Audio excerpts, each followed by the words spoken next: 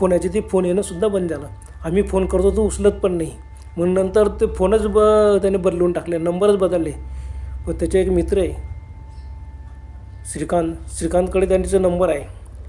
श्रीकांतने आम्हाला दिला, पण आम्ही परत ट्राय करतो पण तो फोन नाही उचलत आमचा. पण श्रीकांतचा फोन केला का मात्र बरोबर उचलतो.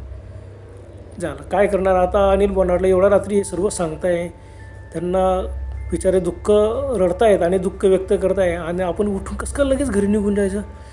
त्यांनी खूप समजून सांगितले. अनिल भाऊ म्हणाले, हे बघा काकू तुम्ही आता झोपा, मी सकाळी येईल, आपण निश्चिंतेने बोलू, काही घाबरू नका. मी त्याला फोन करतो आणि त्याला बोलवून घेतो. त्याला गरज रे बोलवून घे त्याला, बरं होईल.